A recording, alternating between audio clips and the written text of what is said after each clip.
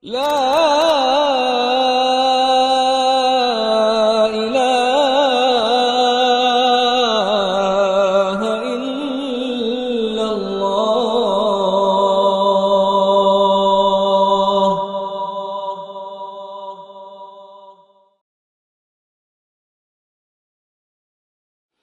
إن الحمد لله نحمده ونستعينه ونستغفره ونعوذ بالله من شرور أنفسنا وسيئات أعمالنا من يهده الله فلا مضل له ومن يضلل فلا هادي له أشهد أن لا إله إلا الله وحده لا شريك له وأشهد أن محمدا عبده ورسوله لا نبي بعده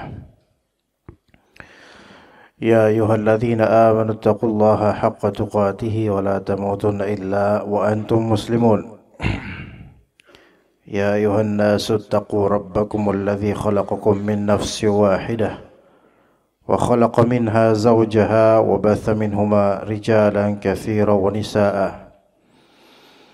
واتقوا الله الذي تساءلون به والأرحام إن الله كان عليكم رقيبا يا أيها الذين آمنوا اتقوا الله وقولوا قولا سديدا يصلح لكم أعمالكم ويغفر لكم ذنوبكم ومن يطع الله ورسوله فقد فاز فوزا عظيما فإن أصدق الحديث كتاب الله وخير الهدي هدي محمد صلى الله عليه وسلم وشر الأمور محدثاتها وكل محدثة بدعة وكل بدعة ضلالة وكل ضلالة في النار. أما بعد. Para ikhwah sekalian rahimani wa rahimakumullah, insyaallah kita lanjutkan pengkajian kitab At-Tauhid karya Syekh Muhammad bin Abdul Wahhab rahimahullah dengan penjelasan dari Syekh Muhammad bin Shalih Al-Utsaimin melalui kitab Al-Qaul Al-Mufid ala kitab At-Tauhid. Kita akan masuk di bab Qaulillahi ta'ala, bab firman Allah azza wa jalla, yaitu firman Allah di surat Ali Imran ayat 154. Allah Ta'ala berfirman, yadhunnuna billahi ghairal haqqi dhannal jahiliyah yaquluna hal lana minal amri min syai' qul innal amra kullahu lillah. Ini di surat Ali Imran ayat ke 154. Dan insyaallah penjelasan terhadap ayat ini, tafsirannya kita mengacu pada bagaimana penjelasan Syekh Utsaimin rahimahullah dalam kitab Al-Qaul Al-Mufid. Di ayat 154 yang merupakan ayat panjang di surat Ali Imran, potongannya di sini yaitu yadhunnu wa ta'ifatun qad ahammathum anfusuhum yadhunnuna billahi ghairal haqqi dhannal jahiliyah. Dan ada segolongan lain orang yang dicemaskan oleh diri mereka sendiri, dicemaskan oleh diri mereka sendiri. Ahammathum anfusuhum, yaitu diri mereka sendiri itu mencemaskan, yaitu dicemaskan oleh diri mereka sendiri. Yadhunnuna billahi ghairal haqqi dhannal jahiliyah. Mereka menyangka yang tidak benar terhadap Allah seperti persangkaan jahiliyah. Yaqulun, mereka berkata, hal lana minal amri min syai'. Adakah sesuatu yang dapat kita perbuat dalam urusan ini? Maka qul, katakanlah wahai Muhammad, innal amra kullahu lillah. Sesungguhnya segala urusan itu di tangan Allah. Yukhfuna fi anfusihim ma la yubduna lak. Mereka menyembunyikan dalam hati-hati mereka apa yang tidak mereka tampakkan pada kalian, tampakkan padamu wahai Muhammad. Yaquluna law kana lana minal amri syai' ma qutilna hahuna. Mereka berkata, sekiranya ada sesuatu yang dapat kita perbuat dalam urusan ini, niscaya kita tidak akan dikalahkan atau dibunuh di peperangan ini. Maka kemudian kata Allah Ta'ala, qul, katakanlah wahai Muhammad, law kuntum fi buyutikum labarazal ladzina kutiba alaihimul qatlu ila madaji'ihim. Katakan wahai Muhammad, meskipun kamu ada di rumah kamu, tidak berperang, meskipun kamu di rumahmu, niscaya orang-orang yang telah ditetapkan mati itu terbunuh, itu keluar juga ke tempat mereka terbunuh. Artinya kalian mau menghindari kematian pun, kalau emang Allah ketetapkan mati, tetap akan mati. Maka kalian takut sekali dengan kematian dan suudzon pada Allah, terus menyesali takdir, menyesali apa yang telah berlalu, dan suudzon sama Allah, kemudian mengucapkan kalimat-kalimat suudzon pada Allah, seandainya kalau kita itu bisa mengatur lagi peperangan itu, kita nggak bakal terbunuh gitu. Mengatakan hal-hal seperti itu, kita katakanlah pada mereka, walaupun kalian itu nggak ikutan perang, walaupun kalian itu mendekam di rumah, kalau memang Allah Ta'ala tetapkan kalian mati terbunuh, kalian akan mati terbunuh juga dengan cara Allah yang Allah inginkan. Jadi semua itu qadarullah ma syafa'ala, semua itu sesuai takdir Allah Ta'ala. Dan orang-orang yang iman kepada takdirnya kurang, itu kerap kali suudzon pada Allah Subhanahu wa taala. Kerap kali suudzon pada Allah. Jadi sekarang masalah persangkaan, ini masalah kaitannya erat dengan akidah. Persangkaan terhadap Allah Subhanahu wa taala itu esensi dari bab ini. Di bab ini ada dua ayat, dan ayat pertama yaitu di surat Ali Imran ayat 154. Dan kita bahas insyaallah di sini, yadhunnuna billahi ghairal haqqi dhannal jahiliyah, yaitu mereka yang panik akan diri mereka sendiri dan hati mereka itu terbisikkan atau membisikkan hal-hal yang merupakan bentuk suudzon pada Allah, dan mereka adalah orang-orang munafik. Maka orang-orang munafik itu adalah orang-orang yang mereka repot sebenarnya dengan diri mereka sendiri. Repot dengan diri mereka sendiri. Mereka orang-orang munafik punya banyak persangkaan, dan mereka disibukkan dengan persangkaan yang menggerogoti pikiran hati mereka.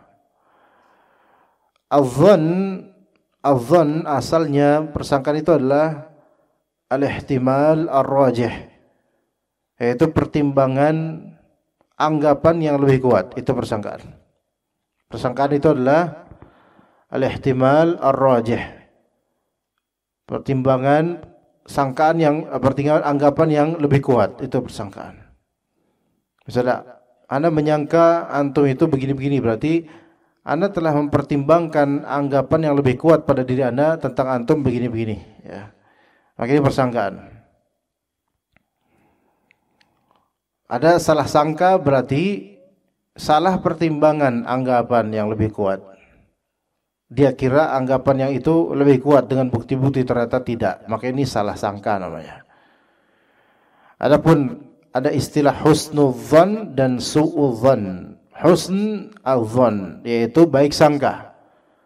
Berarti dia mengumpulkan bukti atau fakta menurut persangkaannya, kemudian dia mempertimbangkan anggapan inilah yang lebih kuat pada hatinya, maka ini, kalau itu baik, maka ini husnudzan.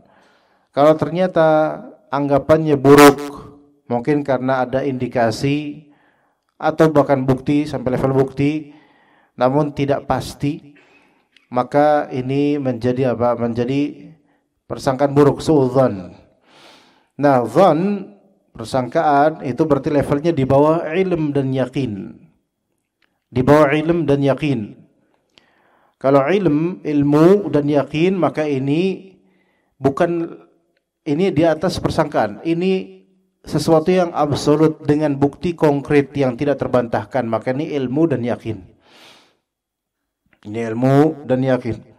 Adapun kalau sebatas dzan, maka ini masih level persangkaan yang masih ada kemungkinan salahnya karena bukti-buktinya itu tidak absolut, bisa berubah, bisa diubah, atau memang bukan begitu pada hakikatnya.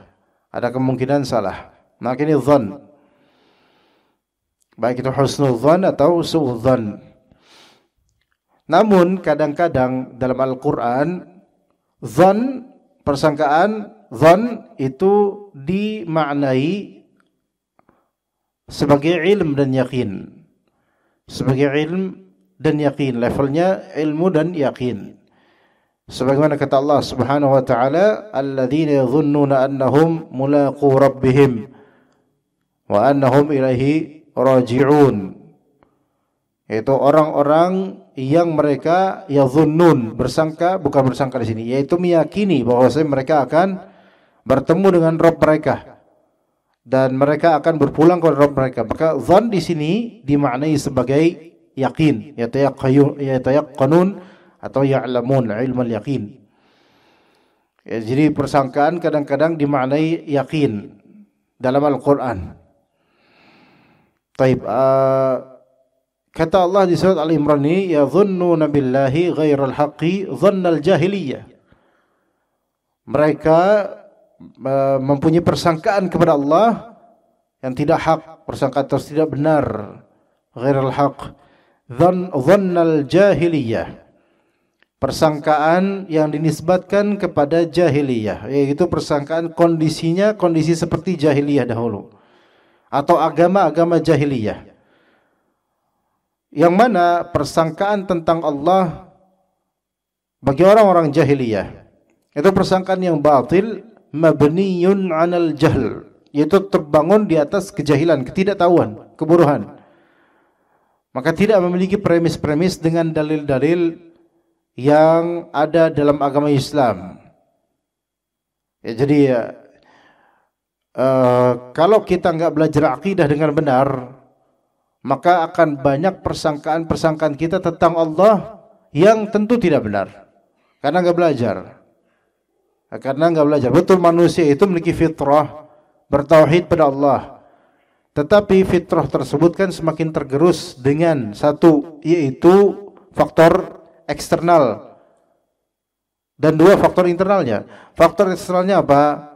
Pengaruh dari luar, lingkungan, bacaan, tontonan, film dan seterusnya. Itu akan membangun apa yang itu akan mengukir apa yang ada di hati dari keyakinan-keyakinan.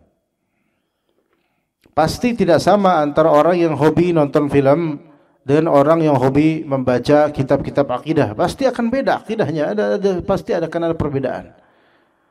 Dan yang tadinya itu fitrahnya selamat, tapi karena ada faktor eksternal, asupan materi-materi yang menyesatkan, baik dari film, dari kuliahan, bacaan dan seterusnya, maka itu akan mengubah apa yang ada di hati dari keyakinan terhadap Allah, bisa.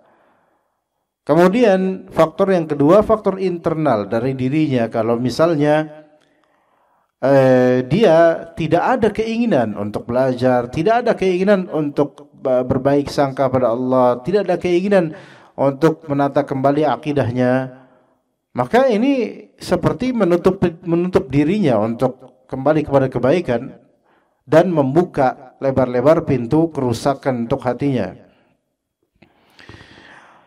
Maka orang yang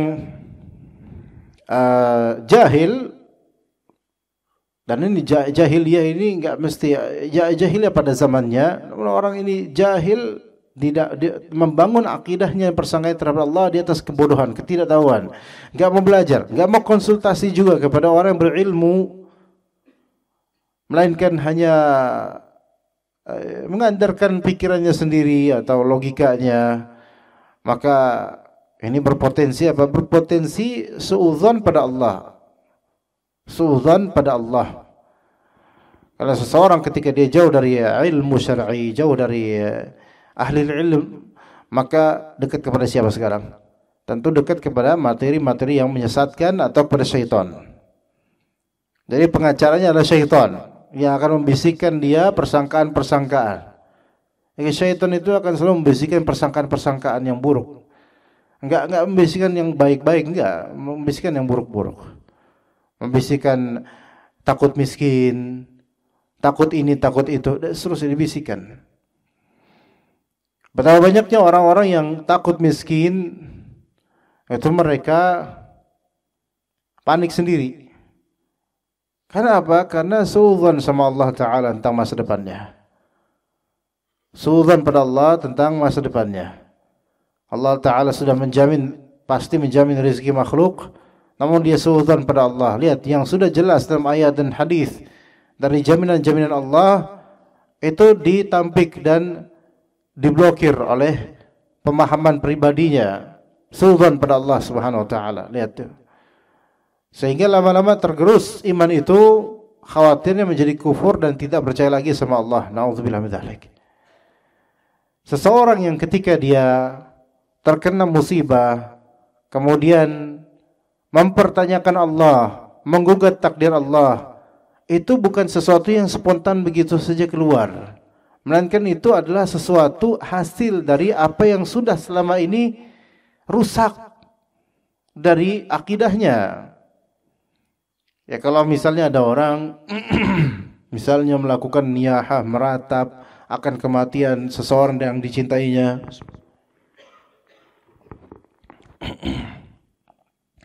kemudian mungkin dia ditimpa kemiskinan dan merasa Allah Ta'ala enggak adil, terceploskan kemudian kalimat kufur, itu bukan begitu saja keluar. Karena kalau seseorang betul-betul beriman kepada Allah, Allah Ta'ala akan menjaga lisannya untuk tidak mengucapkan kalimat-kalimat kufur dan seperti menggugat Allah dan menyalahkan Allah. Melainkan ini semua keluar karena sudah ada premis-premis sebelumnya di kalbunya begitu lama dipelihara. Makanya keluar itu kalimat. Karena enggak mungkin seseorang yang menjaga akidahnya kemudian Allah tidak jaga lisannya dalam hal menggugat takdir. Dalam hal suudzon pada Allah. Taib, kemudian dikatakan oleh Syekh Muhammad bin Shalih Al-Utsaimin rahimahullah, "Adzannu billahi azza wa jalla ala naw'ain." Berprasangka kepada Allah ada dua macam. Berprasangka pada Allah ada dua macam. Yang pertama, an yadhunna billahi khaira, yaitu berprasangka baik terhadap Allah, itu yang pertama. Yang kedua, tsani an yadhunna billahi syarra, berprasangka buruk terhadap Allah azza wa jalla. Ini ada dua. Berprasangka baik kepada Allah, itu pertama. Yang kedua, berprasangka buruk pada Allah azza wa jalla. Untuk yang pertama, berprasangka baik pada Allah itu memiliki dua keterkaitan. Muta'allaqan. Jadi berprasangka baik pada Allah ada dua keterkaitan, ada dua kaitan. Kita bahas insyaallah. Jadi kembali ke yang tadi, bahwasanya ada dua macam persangkaan pada Allah. Yang pertama persangkaan baik kepada Allah, dan itu ada dua keterkaitan terhadap dua hal. Dan yang kedua berprasangka buruk pada Allah azza wa jalla. Baik, kita mulai dari yang pertama. Berprasangka baik kepada Allah ada dua muta'allaq, ada dua keterkaitan. Keterkaitan yang pertama,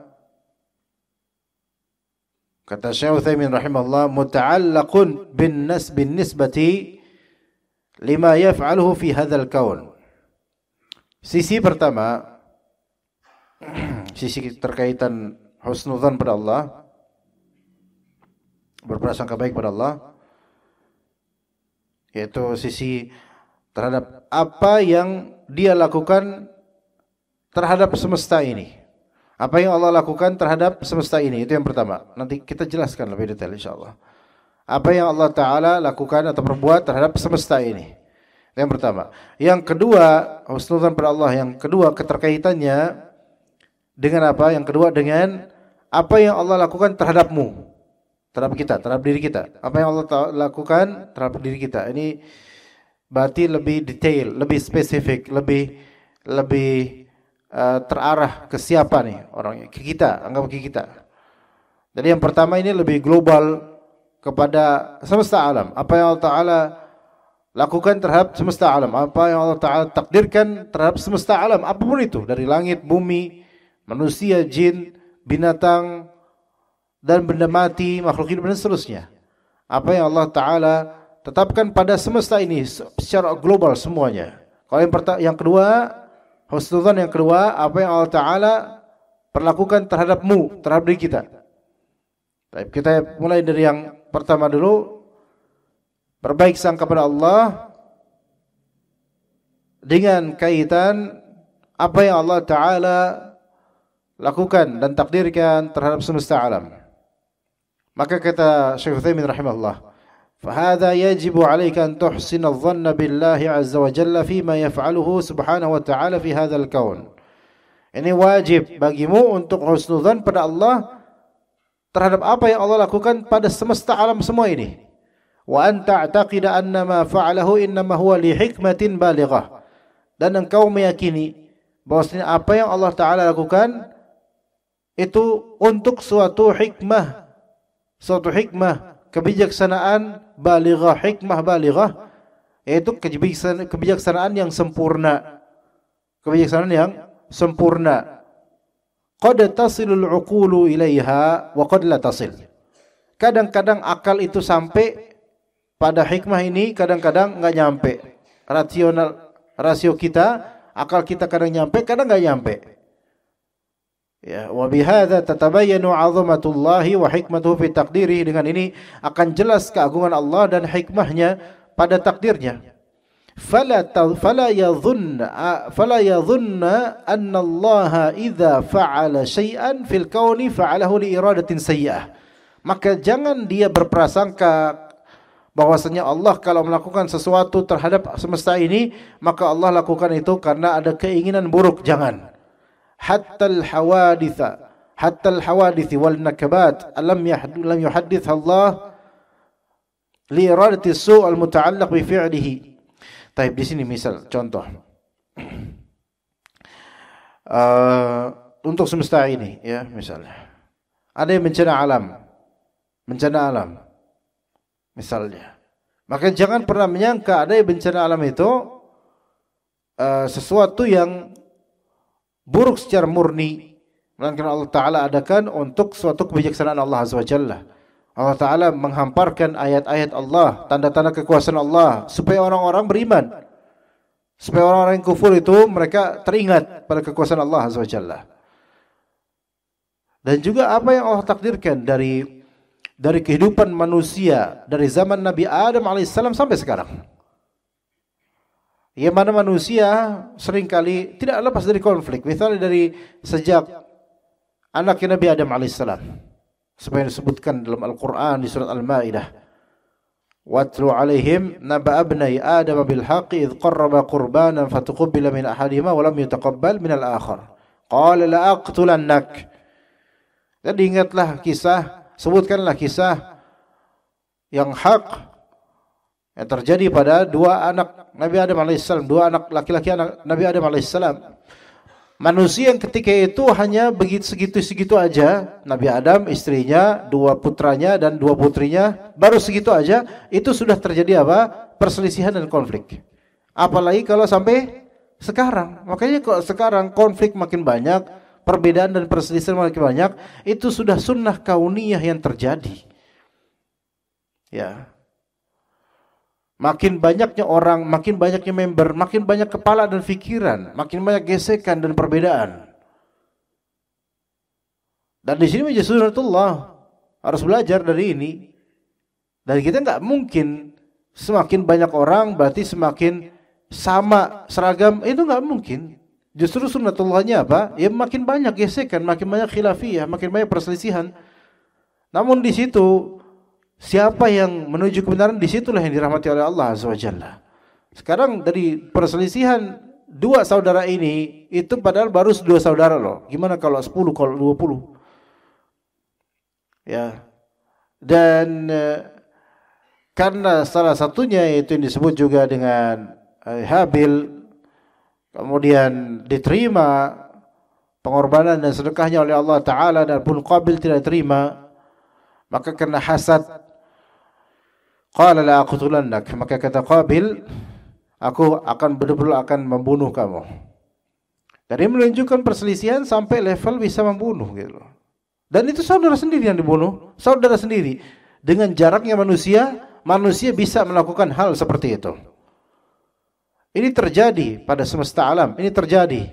Kemudian setelah terbunuhnya Habil, kebingungan Qabil untuk bagaimana mengubur saudara sendiri. Maka Allah Subhanahu wa taala fa ba'atsallahu ghuraban yabhathu fil ardi liyuriyahu kaifa yuwari sawata akhi.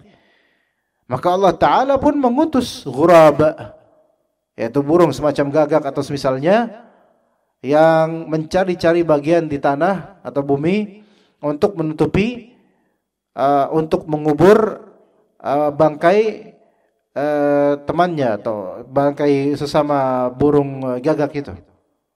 Ya. Baru di situ belajarlah manusia. Ya. Sampai sekarang makanya ada pembahasan betapa manusia itu banyak belajar juga dari binatang. Ya. Dari binatang. Manusia juga banyak belajar dari binatang. Sampai di kitab Ibnu Qayyim rahimahullah, ana lupa lebih tepat dari kitab judulnya Syifaul Alil karya Ibnu Qayyim al-Jauziyah rahimahullah. Di antara bab-bab di kitab Syifaul Alil itu Ibnu Qayyim menampakkan hikmah kebijaksanaan Allah Ta'ala dengan menjadikan manusia itu banyak belajar dari animals behavior, yaitu tingkah laku dan perilaku binatang. Pesawat, ya, belajar dari burung, dibuatlah pesawat. Motor aja bentuknya kayak bebek, makanya disebut motor bebek. Gitu, karena bentuknya mirip bebek. Gitu. Nah, ini semua sunnah kauniyah. Adanya kejadian dibunuhnya salah satu saudara di sini, yaitu Habil dibunuh oleh Qabil. Ya. Maka kita husnudzan pada Allah dengan segala kejadian ini, bahwa ini semua ada hikmahnya. Maka tidak terjadi pada kita, terjadi ribuan tahun lalu, entah berapa puluh ribu tahun lalu, wallahu alam. Itu terjadi. Dan banyak sekali sampai peperangan demi peperangan antar manusia. Tahun demi tahun, selama beribu-ribu tahun manusia banyak berperang. Sekarang juga terjadi peperangan. Apa yang Allah takdirkan kepada kaum muslimin di banyak negara, ya, apa yang terjadi di Gaza dalam dekade terakhir ini, itu semua ada sunnatullah, itu semua kita harus husnudzan pada Allah Ta'ala. Sampai sekarang insya Allah kita enggak mengatakan Allah Ta'ala menzalimi orang-orang Gaza, enggak mungkin, enggak boleh kita ngomong gitu. Coba kalau kita lihat di Timur Tengah, itu enggak lepas dari konflik, enggak lepas dari konflik. Gaza ada masalah besar, paling besar di masalah di Gaza sekarang. Jordania ada masalah, ya. Kemudian Afghanistan lebih-lebih. Kemudian Suriah selalu ada masalah. Walaupun sekarang insya Allah mudah-mudahan lebih baik. Yaman, negara Timur Tengah selalu ada masalah. Kemudian Presiden Amerika Serikat juga ingin, dan ini ingin mendeportasi orang-orang Gaza supaya pada pindah ke Jordania dan juga ke Mesir. Karena Presiden negara adidaya ini ingin membuat atau memperbaiki bumi Gaza, dibuat real estate dan perumahan yang indah, yang bagus, tempat wisata yang bagus. Ya tentu orang Gaza nggak pada mau. Kemudian Jordania juga nggak mau menerima imigran dari Gaza, udah terlalu banyak. Mesir juga nggak mau.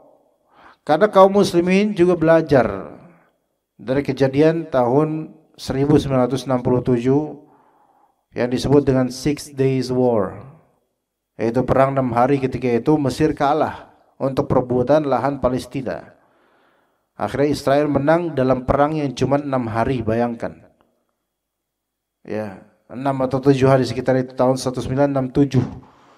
Kemudian banyak orang-orang Palestina muslimin disuruh berimigrasi dulu ke mana, ke Jordania, ke Mesir dan negara lainnya. Yang dengan imigrasi sementara itu ternyata tidak pernah bisa balik lagi ke negara asalnya. Makanya sekarang orang-orang Gaza itu nggak mau, orang-orang muslimin itu mereka nggak mau lagi pergi dari Gaza, karena kalau sekali pergi, you will never come back. Nggak bakal kembali lagi. Apalagi ini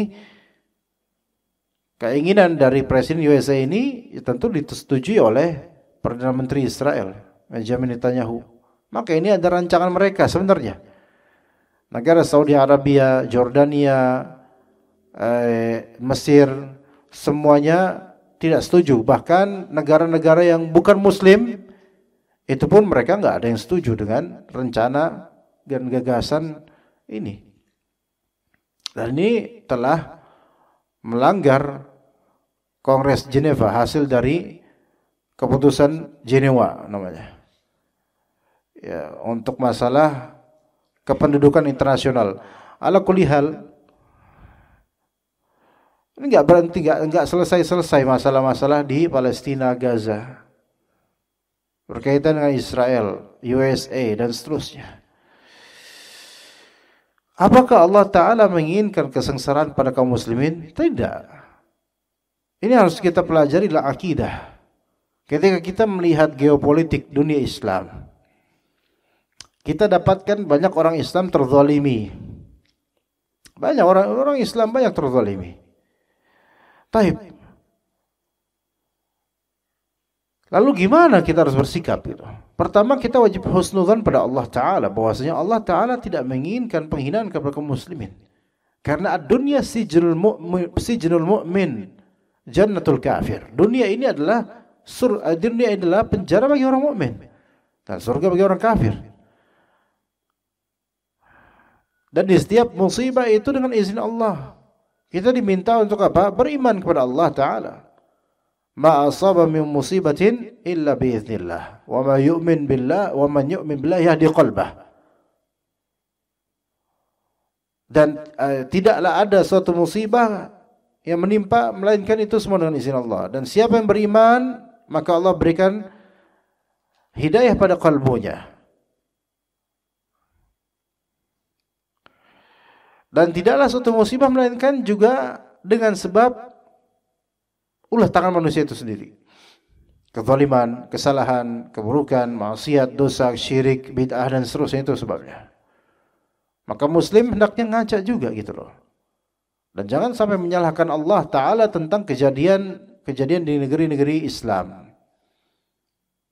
Kemudian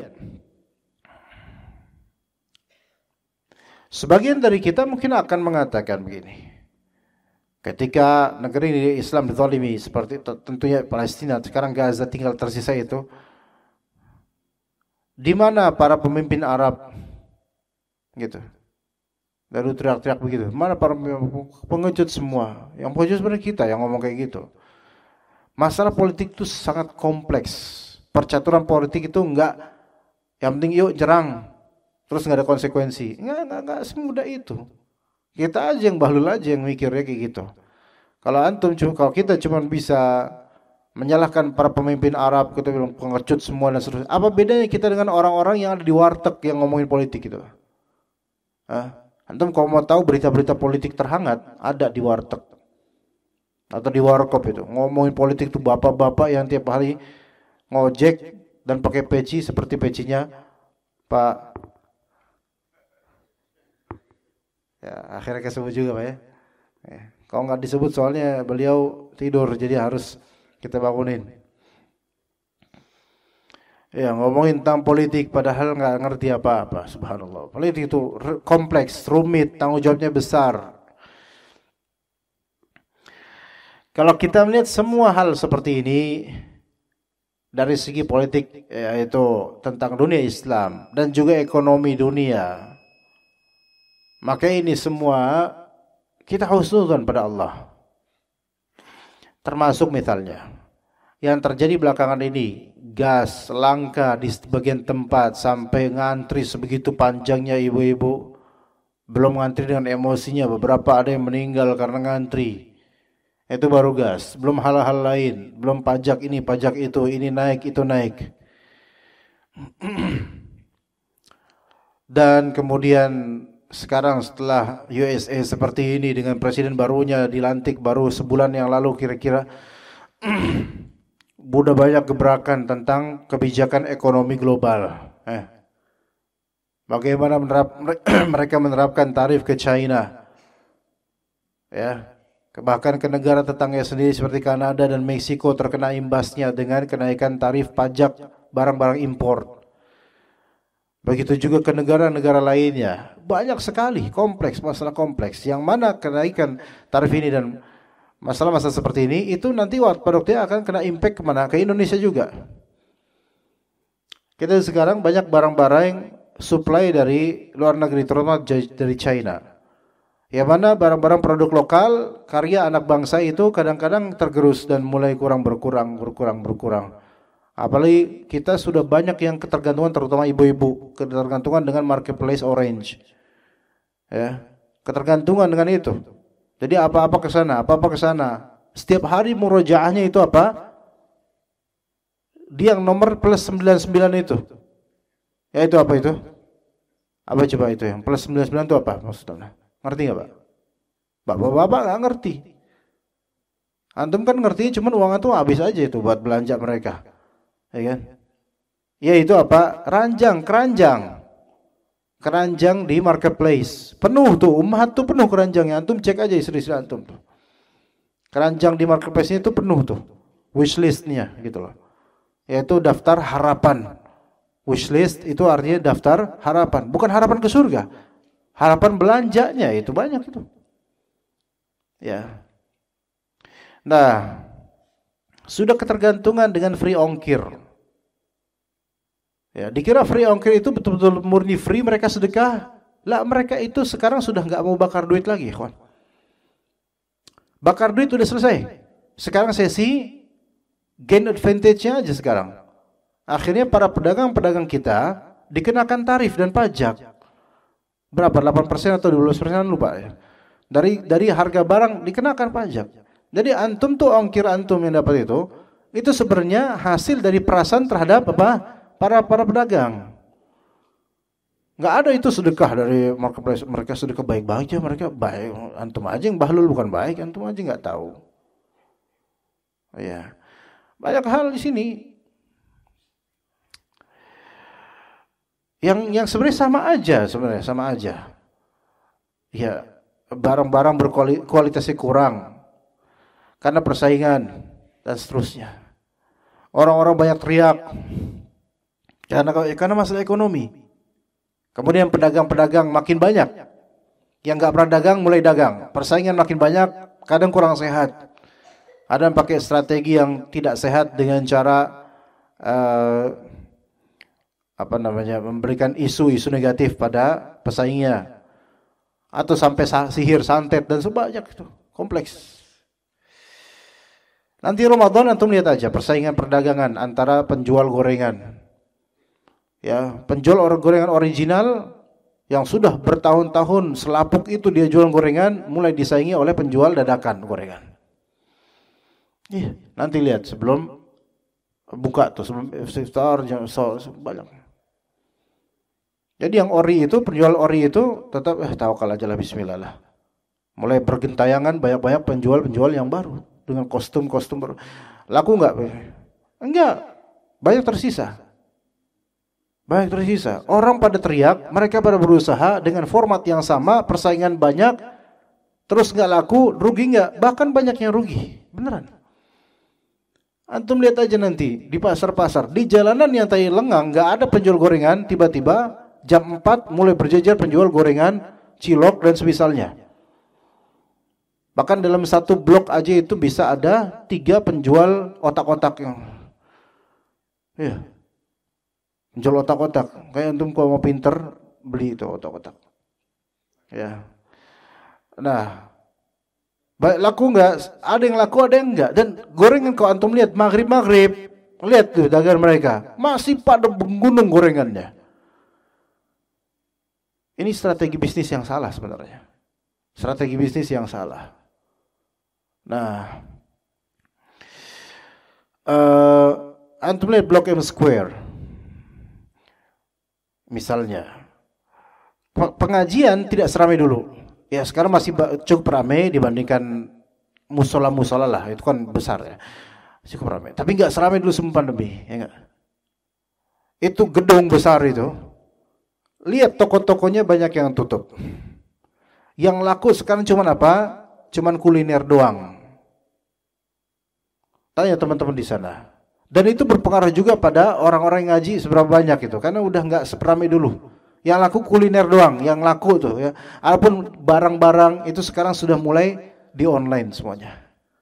Orang pada lebih tertarik di online karena gampang, mudah, memanjakan, free ongkir lagi. Itu intinya free ongkir sebenarnya. Taib. Ini terjadi secara global, bukan hanya Blok M Square. Di mana-mana banyak seperti itu. Pedagang-pedagang banyak yang tutup gulung tikar, nggak kuat untuk menutupi biaya sewa ruko dan tempat. Banyak orang berteriak, sekarang mendekati Ramadan, udah banyak teriak, kemudian istri-istri pada minta apa? Pakaian seragam. Ya, alhamdulillah istri anak enggak. Anak hanya menjabarkan istri sebagian dari antum. Mohon maaf, kejadian yang sama pada cerita yang anak sebutkan, mudah-mudahan ada hikmahnya. Tapi kita nih Ramadan itu jangan gitu. Ibu-ibu tuh ya. Insya Allah yang di masjid hijau enggak, di masjid putih mungkin, bukan hijau. Masjid putih Keranggan mungkin. Masjid hijau insya Allah enggak aman, insya Allah istri-istri masya Allah ya. Solehah semua, enggak kepikiran baju baru, enggak kepikiran. Karena udah beli, alhamdulillah.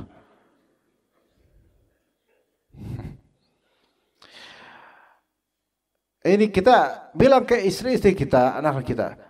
Kalau misalnya istri minta baju seragam, istri anak-anak harus seragam. Ya, ungu-ungu semua, kuning-kuning semua. Ya. Bapaknya juga harus sama. Biasanya bapaknya paling beda tuh. Istri anak pada ungu semua, bapaknya putih sendiri gitu. Misalnya, karena bapak biasanya nggak peduli dengan apa seragam apaan sih gitu kan. Supaya apa sih sekarang gini loh. Ramadan itu kan musim kebaikan, musim untuk ketaatan, bukan untuk pamer. Ya oke. Lebaran nanti insya Allah masya Allah lah. Ya mungkin kita bersuka cita dan seterusnya. Tapi coba kita pikirin loh. Orang-orang tuh banyak yang lagi susah. Ini kita malah justru enggak kaya juga enggak. Terus kita belaga pengen pakai seragam. Supaya kelihatan apa? Supaya orang hormat, supaya kelihatan kaya, supaya kelihatan kompak. Betapa banyaknya orang yang kelihatan kompak sebenarnya enggak, cuma kompak di baju doang. Hati enggak sama. Kalau Ramadan yang soleh bapaknya doang, istrinya enggak soleh. Anaknya enggak soleh, bapaknya doang ngaji, istrinya anaknya enggak ngaji. Apa arti itu baju terus? Gitu kan? Nah ketika orang-orang pada teriak, pada kesusahan, pada jual gorengan, pada apa kita yang ngelihat takdir Allah terhadap orang-orang yang masif banyak ini enggak terenyuh itu hatinya gitu, enggak hati enggak tergugah gitu. Ngeliat orang-orang pada susah ini, orang pada susah. Itu yang jual gorengan dikira orang kaya gitu.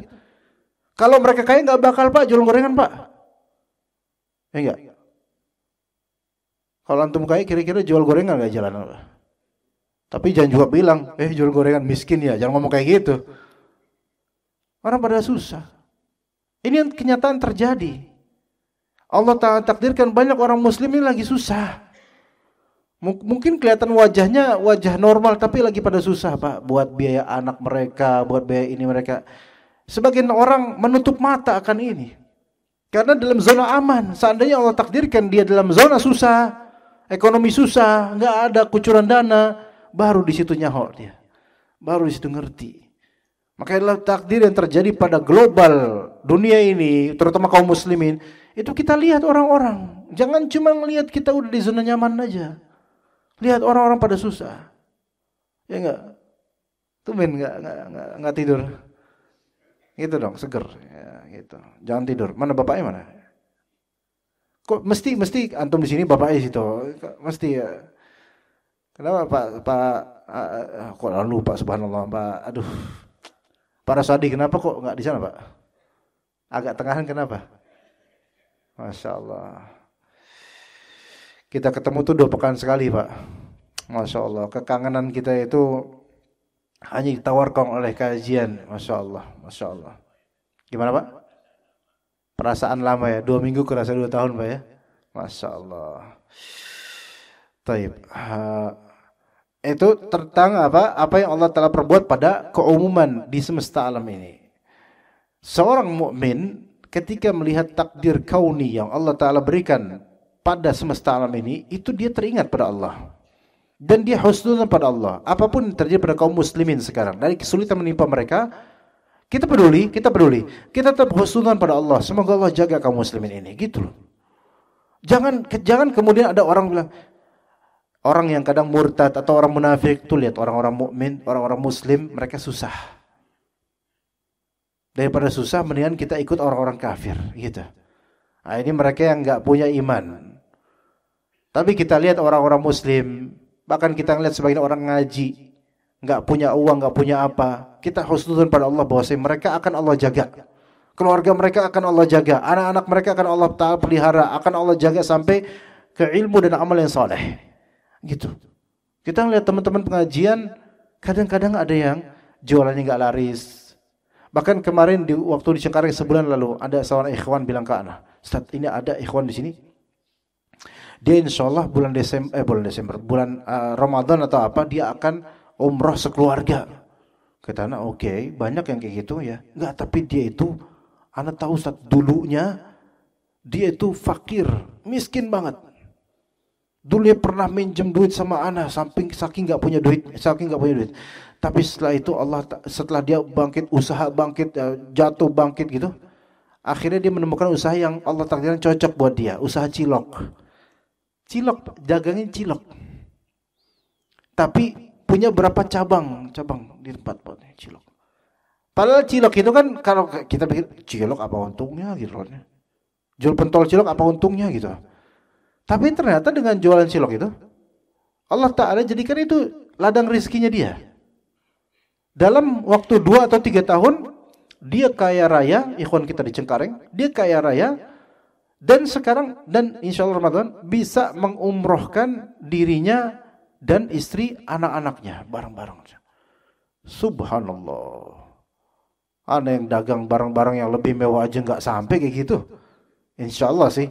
Cuman ini berarti subhanallah, kita nggak bisa mengatakan sesuatu yang buruk terjadi di dunia ini pada seorang muslim itu akan buruk terus. Makanya kita bilang ke orang yang sedang menghadapi nasib buruk ketika itu, kita bilang, insya Allah Allah Ta'ala muliakan antum dan Allah rezekikan antum. Gitu, jangan bilang kasihannya antum ya Allah, kayak susah deh, nih mati aja deh gitu. Enggak mungkin kita ngomong gitu, ya kan? Melainkan kita motivasiin. Ini kita husnudzon pada Allah bahwasanya tetap insya Allah Allah jaga kaum muslimin. Gitu. Kemudian husnudzon yang kedua, ini sudah masuk waktu syuruk sekarang. Husnudzon yang kedua yaitu yang berkaitan dengan apa yang terjadi padamu, dengan apa yang Allah Ta'ala perbuat padamu, dan apa yang Allah Ta'ala takdirkan padamu. Maka fahadha yajibu an tadhunna billahi ahsanadh dhann. Yang ini wajib atasmu untuk berprasangka pada Allah dengan sebaik-baik prasangka. Sepahit apapun yang Allah berikan pada antum dari takdir, wajib untuk berbaik sangka sebaik-baik prasangka. Ya, tetapi harus kita temukan sebab yang mewajibkan persangkaan baik ini. Ya.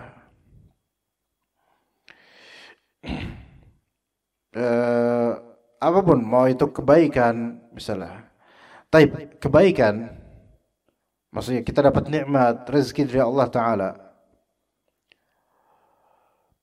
Baik sangkanya kita kepada Allah itu coba dilihat dengan alasannya. Kalau misalnya kita pergunakan nikmat ini dalam kebaikan, kita wajib berprasangka baik sama Allah. Tapi kalau misalnya kita manfaatkan nikmat atau rezeki ini untuk keburukan, maka kita harus berprasangka buruk pada diri kita dan khawatir akan hukuman dari Allah gitu. Ya, jadi kalau kita dapat nikmat, bagaimana persangkaan yang sebenarnya yang bagus ya?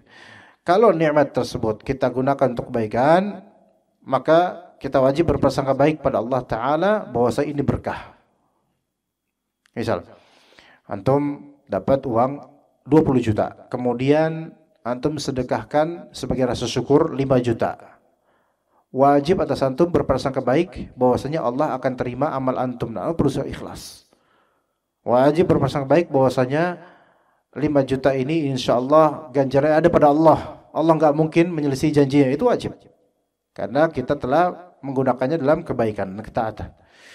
Sebaliknya, kalau rezeki atau nikmat Allah berikan pada kita, kita menggunakannya untuk keburukan, maka kita enggak bisa husnuzan pada Allah dengan mengatakan ini berkah. Misal, kita dapat 20 juta, terus 5 juta kita investasikan di perusahaan bir, khamr. Terus kita bilang mudah-mudahan berkah. Ini bahlul, ini enggak bisa ini. Ini bukan husnuzan namanya, ini malah suudzon. Ini malah suudzon pada Allah. Ini investasi di perusahaan khamr. Terus mudah-mudahan hasilnya berkah. Ini suudzon. Suudzon pada Allah Azza wa Jalla. Suudzon ini gimana? Ya, suudzonnya adalah, bersangkanya adalah bahwasanya berinvestasi di ranah yang melanggar dan membuat Allah marah. Allah enggak bakal marah. Allah enggak bakal menghukumi. Kita kayak misalnya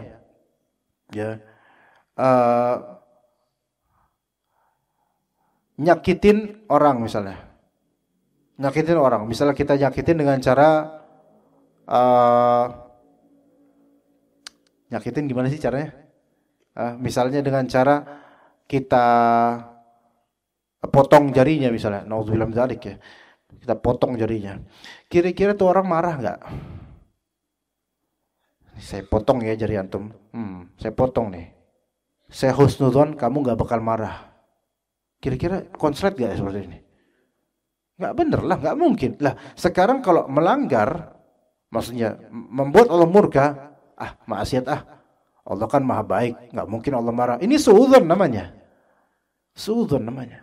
Makanya terhadap nikmat yang Allah berikan kepada kita, kalau kemudian digunakan untuk keburukan, maksiat, pelanggaran terhadap Allah Azza wa Jalla, terus kita husnudzon, enggak apa-apa Allah itu maha baik. Ini malah justru menantang.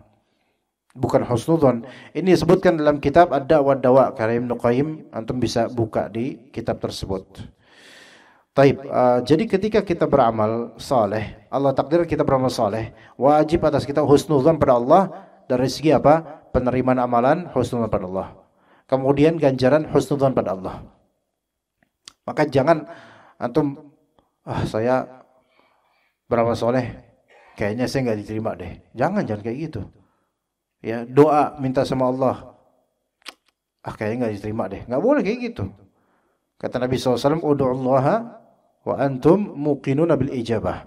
Berdoalah kepada Allah dalam keadaan kalian yakin dengan jawaban dari Allah Azza wa Jalla. Dan terakhir di sini yang naw' ats-tsani, macam kedua dari persangkaan, yaitu suudzon. Suudzon kepada Allah, dan di antara contohnya adalah an yadhunna fi fi'lihi safahan aw zulman aw nahwu dzalik.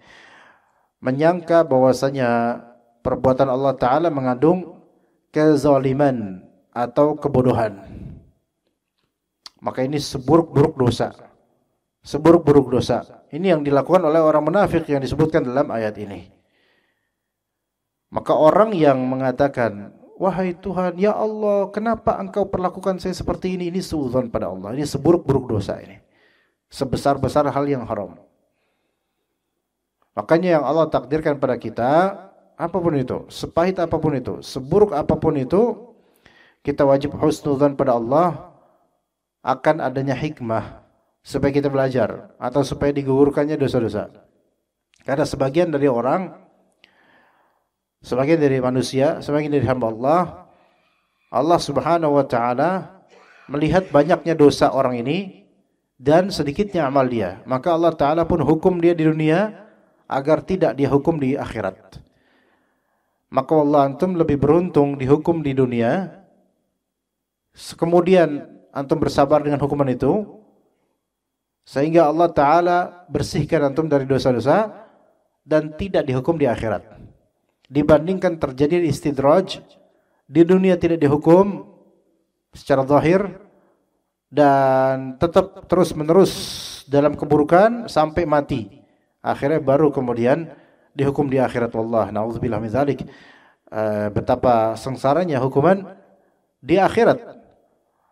Oleh karena itu ikhwan, kalau misalnya ada hal beban hidup, keburukan, musibah yang menimpa kita sebagai seorang beriman, hendaklah kita husnudzan pada Allah dan suudzon pada diri kita. Suudzonnya adalah pada diri kita adalah yaitu kita telah melakukan dosa. Husnudzonnya adalah ini hukuman dari Allah untuk tarbiyah pendidikan kita dan pelunasan supaya dosa-dosa ini ditebus dengan musibah, tapi wajib sabar. Karena kalau enggak bersabar, maka ada dosa yang gugur insyaallah tetapi tidak komplit. Ya, semoga Allah Subhanahu wa taala menjadikan kita orang-orang yang sabar terhadap apa yang Allah taala takdirkan pada kita dari kesulitan. Kadang Anda mendengar dari ikhwan jemaah masih hijau, ada yang sakit, fulan sakit dan seterusnya. Fulan sakit. Banyak orang sakit banyak sekarang. Yang muda pun banyak yang sakit. Yang muda pun ada yang udah cuci darah karena kebanyakan makan jajanan-jajanan jalanan gitu. Ya, banyak sekarang musibah-musibah yang itu ulah tangan manusia tadinya. Ya. Nah, sekarang kita bagaimana mendidik masyarakat kaum muslimin agar husnudzon pada Allah dengan segala musibah yang ada. Ya, dengan musibah ekonomi dan semisalnya. Semoga Allah Subhanahu wa taala pelihara qalbu kita untuk senantiasa tetap berada di atas iman dan Islam dan juga ihsan, serta istiqamah di atas ketaatan kepada Ar-Rahman. Semoga Allah Subhanahu wa taala menjaga seluruh dari keluarga kita, istri kita, anak-anak kita, orang tua kita dan keluarga besar kita dari keburukan dunia dan juga akhirat. Semoga Allah Subhanahu wa taala melindungi kita dari hukuman yang tidak dihusnudzankan. Semoga Allah Subhanahu wa taala melindungi kita dari hukuman di alam barzakh dan juga di hari akhir. Sallallahu ala nabiyina Muhammad wa ala alihi wa sahbihi ajma'in. Subhanakallahumma bihamdika asyhadu an la ilaha illa anta astaghfiruka wa atubu ilaik. Assalamualaikum warahmatullahi wabarakatuh.